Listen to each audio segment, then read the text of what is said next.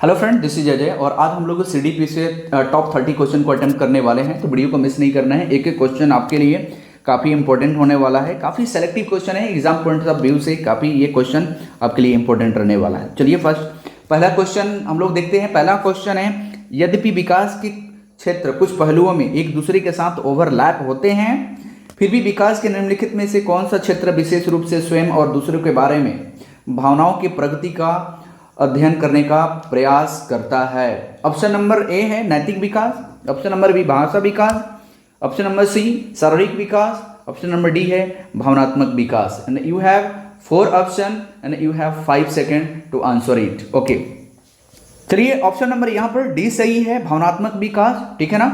Okay, next question की तरफ हम लोग मूव करते हैं। नेक्स्ट क्वेश्चन है, निम्नलिखित में से विकास का कौन सा सिद्धांत बताता है कि कुछ विशिष्ट प्रतिक्रियाएं विकास के बाद भी प्रक्रिया में मिलकर एक संपूर्ण रूप बनाती है? ऑप्शन नंबर ए निरंतरता का सिद्धांत, एकीकरण का सिद्धांत, सी है सेफालोकार्डल सिद्धांत, ऑप्शन नंबर डी है प्रॉक्सिमोडलिस्टल सिद्धांत। आपको बताना है कि कौन सा आंसर सही है। 5 सेकंड को आपको टाइम मिलेगा, 5 सेकंड में आपको आंसर करना है। राइट, देखिए क्वेश्चन को आपको बहुत बारीकी से ध्यान देना है, सब क्वेश्चन आपके लिए इंपॉर्टेंट रहने वाला है। ओके, ऑप्शन नंबर बी सही है आपके, एकीकरण का सिद्धांत। राइट, चलिए नेक्स्ट क्वेश्चन है ऑप्शन नंबर 3। क्वेश्चन नंबर 3 है, निम्नलिखित में से कौन सा कारक विकास पर प्रभाव डालने वाले सामाजिक सांस्कृतिक कारकों की श्रेणी में आता है? क्वेश्चन को ध्यान से आपको पढ़ लेना है। निम्नलिखित में से कौन सा कारक विकास पर प्रभाव डालने वाले सामाजिक सांस्कृतिक कारणों की श्रेणी में आता है? ऑप्शन नंबर ए विद्यालय का वातावरण, ऑप्शन नंबर बी है तंत्रिका संबंधी कमी, ऑप्शन नंबर सी है जैविक स्वभाव, ऑप्शन नंबर डी है अनुवांशिक श्रृंगार। नंबर आपका ए सही हो जाएगा, विद्यालय का वातावरण। ठीक है ना? विद्यालय के वातावरण जो है सामाजिक और सांस्कृतिक कारणों की श्रेणी में ये आती है। राइट, चलिए ऑप्शन नंबर क्वेश्चन नंबर 4 है, जीन पियाजे के संज्ञानात्मक विकास के सिद्धांत के अनुसार एक शिक्षक को 7 से 11 वर्ष की आयु के छात्रों को स्वतंत्र रूप से काम करने के लिए डैश की आवश्यकता वाले कार्य देने चाहिए। देखिए एक बच्चा है 7 से 11 साल के, तो उस बच्चे को स्वतंत्र रूप से काम करने के लिए किस प्रकार के कार्य देने की उसको आवश्यकता पड़ती है? तो ध्यान रखना है 7 से 11 साल के बच्चा है। ऑप्शन नंबर ए है काल्पनिक निगमनात्मक तर्क, बी है प्रतिवर्ती सोच, सी है निष्क्रिय अनुकरण और डी है वस्तु अस्थायित्व। 5 सेकंड है आपके सामने। चलिए ऑप्शन नंबर बी सही है, प्रतिवर्ती सोच, क्योंकि प्रतिवर्ती सोच का मतलब होता है जब बच्चा तार्किक रूप से किसी उसको अगर आप काम करने के लिए देंगे या फिर वो बच्चा खास करके इसी प्रकार के काम करता है तभी उसके अंदर डेवलपमेंट हो पाता है। राइट ना? तो प्रतिवर्ती सोच ऑप्शन नंबर यहाँ पर आपका सही हो जाएगा। ऑप्शन नंबर 20 यहाँ पर आपका सही है, ध्यान में आपको रख लेना है। ओके, चलिए नेक्स्ट क्वेश्चन है, क्वेश्चन नंबर 5 है, जीन पियाजे के संज्ञानात्मक विकास के सिद्धांत के अनुसार किस चरण में अधिकांश बच्चे अमूर्त समस्याओं को तार्किक तरीके से हल करने में सक्षम हो जाते हैं? अमूर्त समस्या का मतलब होता है जिस चीज को देखा नहीं जा सकता है उसको हम बोलते हैं अमूर्त। राइट ना? अमूर्त का मतलब होता है जिस चीज को हम देख सकते हैं, जिसका फिजिकल होता है। जैसे कोई भी चीज हो गया, जैसे ये इसको हम बोलेंगे कि ये मूर्त है, और जो चीज जैसे हवा हो गया अमूर्त हो गया, या कोई विचार हो गया ओपिनियन हो गया, ये अमूर्त है। तो किस चरण के बच्चे इस चीज को हल करने में सक्षम हो जाते हैं? तो sensory motor, option number B है पूर्व संक्रियात्मक, ऑप्शन नंबर डी है ठोस संक्रियात्मक, ऑप्शन नंबर डी है औपचारिक परिचालन। नंबर आपका डी सही है, औपचारिक परिचालन। राइट, चलिए नेक्स्ट क्वेश्चन है, क्वेश्चन नंबर 6, नूरी अन्य कार्यों का मूल्यांकन इस तर्क के आधार पर करती है कि समाज के प्रति हमारे कुछ कर्तव्य है। नूरी एक लड़की है और किसी काम को इस प्रकार से वो करती है कि समाज के प्रति उसका कर्तव्य है और हमें इसके लिए नियमों का पालन करना चाहिए। राइट, लॉरेंस कोहलबर्ग के अनुसार नूरी वर्तमान में नैतिक तर्क की किस अवस्था में है? नूरी जो है अभी किस अवस्था में है? आपको ध्यान रखना है कि नूरी एक बच्ची है और किसी काम को इस आधार पर करती है कि उसको समाज के प्रति उसका काम है, ये उसका उत्तरदायित्व है, उसे करना चाहिए। तो वो वर्तमान में वो किस अवस्था में है? पूर्व परंपरागत, दूसरा है परंपरागत, सी है आपका उत्तर पारंपरिक और डी है औपचारिक परंपरागत। नंबर आपका बी सही है, परंपरागत, राइट। चलिए क्वेश्चन नंबर 7 है, एक शिक्षक असाइनमेंट देता है और उस जिसके लिए छात्रों को परिवार के महत्वपूर्ण उन लोगों के साथ चर्चा करने की आवश्यकता होती है। एक शिक्षक बच्चों के एक असाइनमेंट देता है और उस शिक्षक में कुछ ऐसी बातें होती है उस असाइनमेंट में जिसमें उसने परिवार के साथ चर्चा करने की आवश्यकता होती है। लेव बायगोत्स्की के सिद्धांत के अनुसार उसका मानना है कि बच्चे डैश डैश संज्ञानात्मक विकास के महत्वपूर्ण भूमिका निभाता है। अनुकरण, जैविक परिपक्वता, पदानुक्रम और सामाजिक संपर्क। चलिए क्वेश्चन नंबर 8 है, 8 की तरफ हम लोग मूव करते हैं। 8 नंबर क्वेश्चन है, लेव बायगोत्स्की के विचारों के अनुसार एक शिक्षक को चाहिए कि परिस्थिति में छात्रों को संकेत देने से बचे। किसी समस्या पर काम करते समय छात्रों को अपने विचार को मौखिक रूप से व्यक्त करने के लिए हतोत्साहित करना। ऑप्शन नंबर सी है, छात्रों के बीच चर्चा और बहस को प्रोत्साहित करना। ऑप्शन नंबर डी है, सीखने को छात्रों को सामाजिक सांस्कृतिक संदर्भ में स्वतंत्र देखें। अब 4 विकल्प में से आपको सही विकल्प चूज करना है। ध्यान रखिए, एक एक क्वेश्चन एकदम इंपॉर्टेंट है, एग्जाम पॉइंट्स ऑफ व्यू से मिस नहीं करना, छोड़ना नहीं है आपको। ओके, ऑप्शन नंबर यहाँ पर सी सही है, छात्रों के बीच चर्चा और बहस को प्रोत्साहित करना। बच्चों के साथ जब आप चर्चा करेंगे, उसके साथ आप बहस करेंगे तो बच्चों के अंदर निश्चित रूप से उसके विचारों में डेवलपमेंट होगा। उसकी क्वेश्चन नंबर 9 है, लेव बायगोत्स्की का मानना था कि उच्च क्रम की मानसिक प्रक्रियाओं की मध्यस्थता की जाती है। मनोवैज्ञानिक उपकरण, पुरस्कार और दंड, कंडीशनिंग और स्मरण करना। कौन सा इसमें से ऑप्शन सही है? ध्यान से आपको आंसर करना है। लेव बायगोत्स्की का मानना था कि उच्च क्रम की मानसिक प्रक्रियाओं की मध्यस्थता की जाती है। ऑप्शन नंबर ए मनोवैज्ञानिक उपकरण, ऑप्शन नंबर बी पुरस्कार और दंड, option number C conditioning, option number D है स्मरण। कौन सा सही है? ऑप्शन नंबर ए सही है, मनोवैज्ञानिक उपकरण, राइट। चलिए क्वेश्चन नंबर 10 है, हार्वर्ड गार्डनर के सिद्धांत के अनुसार जो छात्र दूसरों की भावनाओं और मनोदशाओं और इरादों को समझने में अच्छे होते हैं उनमें उच्च स्तर की डैश डैश प्रकार की बुद्धि होती है। देखिए, जो बच्चे दूसरे की भावनाओं को समझते हैं, इरादों को समझते हैं, मनोदशाओं को समझते हैं, उस बच्चों में उच्च स्तर की होती है। क्या चीज़ होती है? तो पारंपरिक होती है, स्थानिक होती है, या फिर संगीतमय होता है, या फिर अंतर्वैयक्तिक होती है। इसमें से कौन सा ऑप्शन सही है? ओके, ऑप्शन नंबर डी सही है, राइट। ऑप्शन नंबर डी की तरफ हम लोग मूव करेंगे। क्वेश्चन नंबर 11 कह रहा है कि लेव बायगोत्स्की के विचारों के अनुसार निम्नलिखित में से कौन सा कथन भाषा और विचार के बीच सही संबंध को दर्शाता है? लेव बायगोत्स्की के विचारों के अनुसार निम्नलिखित में से कौन सा कथन भाषा और विचारों के बीच सही संबंध दर्शाता है? ऑप्शन नंबर ए है, विचार और स्वयं नियमन में भाषा की कोई भूमिका नहीं होती। ऑप्शन नंबर बी है, बच्चों की स्वयं निर्देशित बातचीत उनकी अकेंद्रिता को दर्शाती है। ऑप्शन नंबर सी है, बच्चों की आंतरिक वाणी मौखिक सोच के आंतरिक स्तर पर प्रतिनिधित्व करती है। ऑप्शन नंबर डी है, विचारों का मौखिकरण बच्चों की समस्या समाधान कौशल में बाधा डालता है। कौन सा सही है? आपको इसमें ऑप्शन बताना है, which is the correct. Option number यहाँ पर सी सही है, बच्चों की आंतरिक वाणी मौखिक सोच के आंतरिक स्तर पर प्रतिनिधित्व करती है, राइट। क्वेश्चन नंबर 12 है, लड़के हमेशा विज्ञान में अच्छे होते हैं और लड़कियां हमेशा संगीत में अच्छी होती है, यह कथन दर्शाता है। देखिए, ऐसे तो मान लिया गया है कि बच्चे हमेशा, लड़के जो है हमेशा विज्ञान में अच्छे होते हैं और लड़कियां हमेशा संगीत में अच्छी होती है। यह इस कथन की चीज़ को दर्शाता है? लैंगिक समानता, लैंगिक समता, या लैंगिक पहचान, या लैंगिक रूढ़िवादिता। तो बहुत, अगर थोड़ा सा आप ध्यान देंगे तो इस क्वेश्चन को आप आंसर कर सकते हैं। और लगभग हमने देखा कि ये क्वेश्चन हमेशा लगभग पूछ ही लेता है।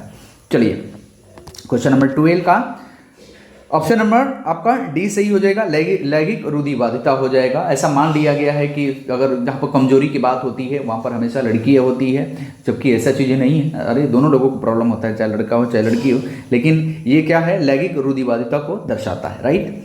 क्वेश्चन नंबर 13 है कि कक्षा में छात्रों के सामाजिक सांस्कृतिक संदर्भ में विविधता होनी चाहिए। ऑप्शन नंबर ए, छात्रों को उनके संदर्भ के आधार पर विभाजित करके समाप्त किया जाना। ऑप्शन नंबर बी है, अपेक्षित एवं मानवकृत पाठ्यक्रम का अभ्यास कराना। ऑप्शन नंबर सी है, एक संपत्ति के रूप में माना जाता है और अवधारणाओं के पढ़ाने में उपयोग किया जाता है। ऑप्शन नंबर डी है छात्रों को लेबल करने में और रूढ़िवादिता को मजबूत करने में मानदंड। इसमें से कौन सा सही है? यहाँ पर ऑप्शन नंबर सी यहाँ पर सही है, राइट। ओके, एक संपत्ति के रूप में माना जाता है और एक अवधारणा को पढ़ाने में उपयोग किया जाता है। चलिए नेक्स्ट क्वेश्चन है, क्वेश्चन नंबर 14 है छात्रों के बीच आलोचनात्मक सोच को बढ़ाने के लिए एक शिक्षक को डैश डैश प्रस्तुत करना चाहिए जिसके लिए डैश डैश की आवश्यकता होती है। क्या चीज़ अगर छात्रों को आलोचनात्मक सोच को बढ़ावा देना है तो एक शिक्षक को क्या करना चाहिए, किस प्रकार की चीज़ों को उसमें उनको प्रस्तुत करना चाहिए? तो खुले प्रश्न अलग सोच, अंतिम प्रश्न अभिसारी सोच, वास्तविक जीवन के संदर्भ में समस्याएं अभिसारी सोच, या फिर गैर संदर्भिक परिदृश्य घोषणात्मक ज्ञान का अनुप्रयोग। किस प्रकार की चीज़ें उस बच्चों के सामने अगर हम प्रोजेक्ट करेंगे तो उसके पास आलोचनात्मक सोच विकसित होगा। तो ऑप्शन नंबर यहाँ पर ए सही है, खुले प्रश्न अलग सोच। जब हम बच्चे को ओपन क्वेश्चन अगर हम पूछेंगे तभी जाकर के उसके पास एक अलग प्रकार की सोच आएगा, तभी जाकर के उसके पास ये सब चीज़ें डेवलपमेंट हो पाएगा, राइट। ओके, क्वेश्चन नंबर 15 है रचनात्मक मूल्यांकन किया जाना चाहिए। क्वेश्चन नंबर 15 है रचनात्मक मूल्यांकन किया जाना चाहिए किस चीज़ का? मानकीकृत समूह परीक्षणों का उपयोग करना। ऑप्शन नंबर बी है विशेष शिक्षक द्वारा न कि नियमित शिक्षक द्वारा। ऑप्शन नंबर सी है छात्रों के सहयोग से नियमित रूप से। ऑप्शन नंबर डी है केवल सत्र के आरंभ और अंत में। चलिए क्वेश्चन नंबर 15 को आपको ध्यान से आंसर करिए। ऑप्शन नंबर यहाँ पर सी सही है, छात्रों के सहयोग से नियमित रूप से। क्योंकि अगर देखिए कोई भी अगर आप काम कर लें, अगर छात्रों को उसमें सहयोग नहीं रहेगा तो कोई भी काम आप सही नहीं कर सकते हैं और ना ही उस काम को आप पूरा कर सकते हैं, राइट ना। तो ऑप्शन नंबर सी को आपको सही कर लेना है। चलिए क्वेश्चन नंबर आपका 16 है समावेशी शिक्षा सुझाव देती है कि डैश डैश सिद्धांतों के अभ्यास किया जाना चाहिए ताकि यह सुनिश्चित हो सके कि सभी छात्र अपनी सर्वोत्तम क्षमता प्राप्त करें। ऑप्शन नंबर ए समता, ऑप्शन नंबर बी समानता, सी है पूर्वाग्रह और डी है अलगाव।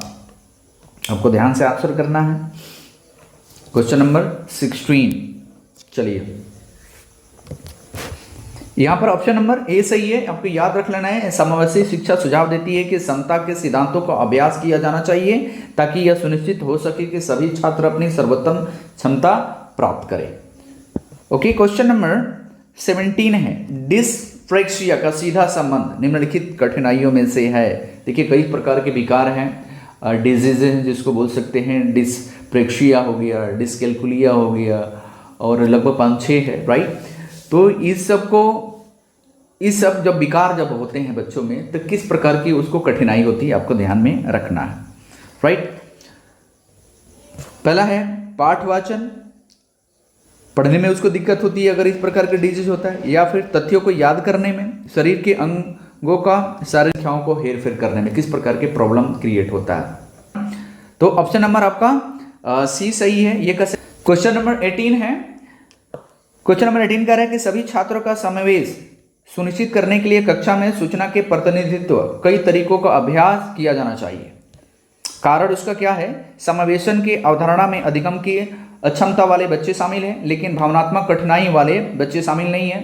सही विकल्प को आपको चूज करना है। ए और आर दोनों सही है लेकिन ए आर के स्पष्टीकरण नहीं है।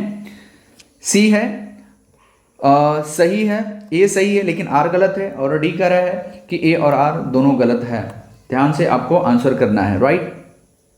चलिए 5 सेकंड है आपके पास। हर एक क्वेश्चन आपके लिए इंपॉर्टेंट है, ध्यान देना है। 30 मार्क्स आपके 1 मार्क्स से लड़के फेल हो जाते हैं, तो आई डोंट वांट कि आप जो है इसमें आप असफल हो। मैं जितना हो सकूंगा मैं आपको प्रैक्टिस में कराऊंगा, राइट। चलिए ऑप्शन नंबर यहाँ पर सी सही है, सी के ऊपर आपको ध्यान देना है। ये सही है लेकिन आर गलत है, राइट।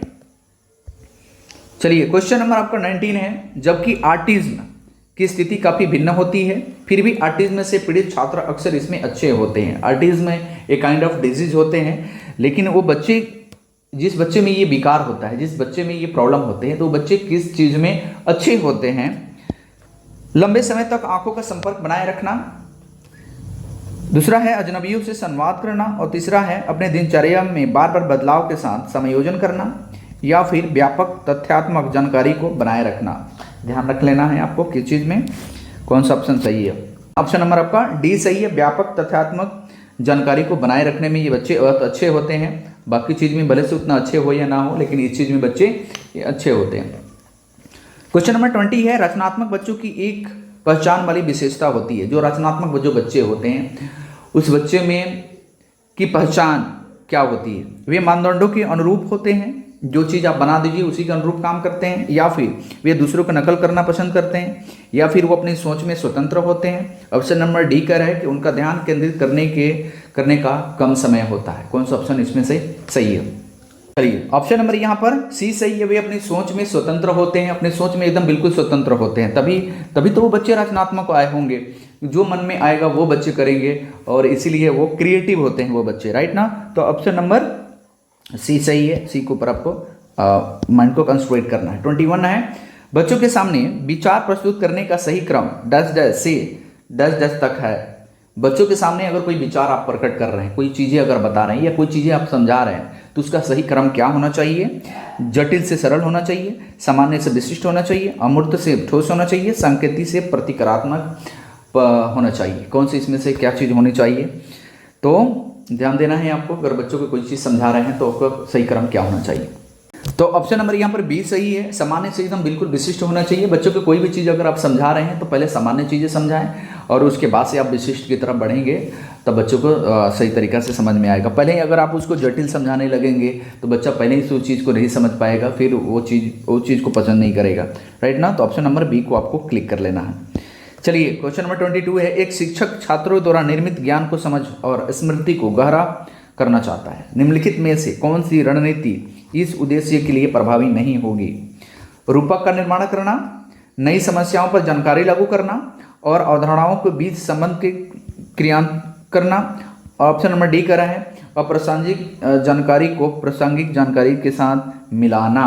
कौन सा इसमें से ऑप्शन सही है? क्वेश्चन को ध्यान से पढ़ना है, फिर उसका आंसर करना है। ओके, ऑप्शन नंबर यहाँ पर डी सही है। अप्रासंगिक जानकारी को प्रासंगिक जानकारी के साथ मिलान करना, राइट।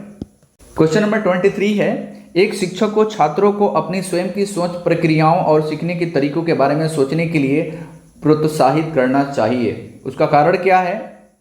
मेटाकॉग्निशन उच्च क्रम के संज्ञानात्मक कौशल के विकास में मदद करता है।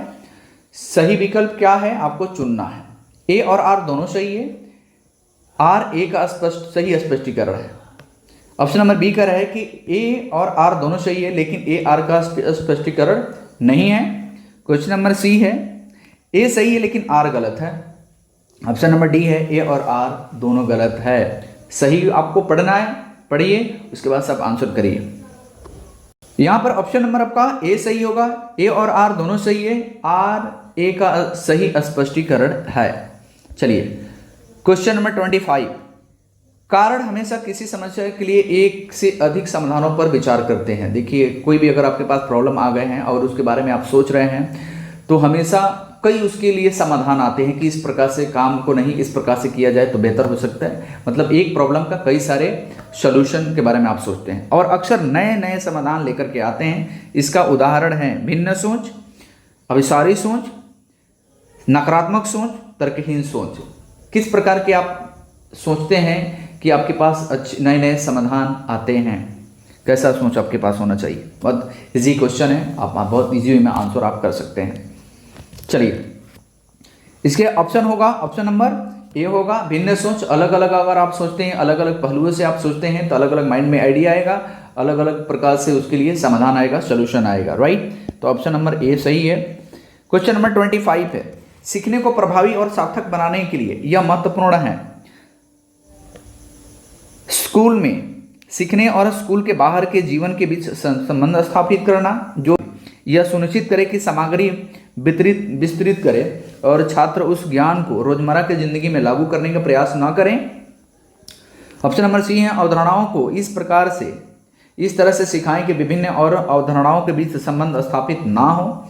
ऑप्शन नंबर डी कह रहा है कि ज्ञान ग्रहण करने पर ध्यान केंद्रित करना और समझने की इच्छा से कम करनी चाहिए। तो देखिए बच्चों को अगर कोई भी चीज़ अगर आप विद्यालय में सिखा रहे हैं और उसको बाहर से अगर आप रिलेट नहीं करेंगे या उसको बढ़िया तरह से आप समझाएंगे नहीं, तो फिर वो पढ़ाया हुआ सार्थक नहीं होगा। So we can say that कि हम लोगों को जाना चाहिए ऑप्शन नंबर ए की तरफ, क्योंकि बच्चों को जो स्कूल में आप सिखाते हैं और बाहर के जीवन से जब आप उसको रिलेट करते हैं तो बच्चों को लगता है कि नहीं, चीज़ें जो स्कूल में बताया गया सही है और तब आपका पढ़ाया हुआ सार्थक होगा। Right, okay. क्वेश्चन नंबर 26 कह रहा है कि कक्षा के माहौल, शिक्षा छात्र और मूल्यांकन विधियों को ऐसे तरीकों से चुना जाना चाहिए जो छात्रों के बीच डैश डैश बढ़ावा देना सुनिश्चित करें। क्या होना चाहिए? जिज्ञासा, वैराग्य, प्रतियोगिता, रटकर याद कराना। ध्यान रखिए, कक्षा के माहौल, शिक्षा छात्र और मूल्यांकन विधियों को ऐसे तरीकों चुना जाना चाहिए जो छात्रों के बीच को बढ़ावा देना सुनिश्चित करे। उसको जिज्ञासा उसके अंदर उत्पन्न करेंगे, या फिर वैराग्य, प्रतियोगिता कराएंगे, या रटकर याद कराएंगे। बहुत इजी क्वेश्चन है। राइट, हम लोग जिज्ञासा बच्चे के अंदर अगर आ जाएगा तो फिर कुछ भी आपको करने की जरूरत नहीं है, थोड़ा सा आप हिंट करेंगे बच्चा पढ़ लेगा। राइट ना, रट करके अगर बच्चों को याद कराते हैं तो रटंतु विद्या ज़्यादा देर तक रहता नहीं है। वैराग्य एक अलग चीज़ हो गया। प्रतियोगिता, जब जिज्ञासा नहीं रहेगा तो बच्चे को प्रतियोगिता में उसके अंदर कॉन्फिडेंट नहीं आएगा, बच्चे उसकी तरफ ज़्यादा रुचि नहीं लेगा। राइट, चलिए क्वेश्चन नंबर 27 है, छात्रों द्वारा की गई त्रुटियों से निपटने के लिए शिक्षक का निम्नलिखित में से कौन सा सही तरीका नहीं है। देखिए, बच्चे अगर किसी चीज़ का त्रुटि करते हैं, गलती करते हैं, तो उस गलती से निपटने के लिए शिक्षक को क्या चीज़ नहीं करना चाहिए।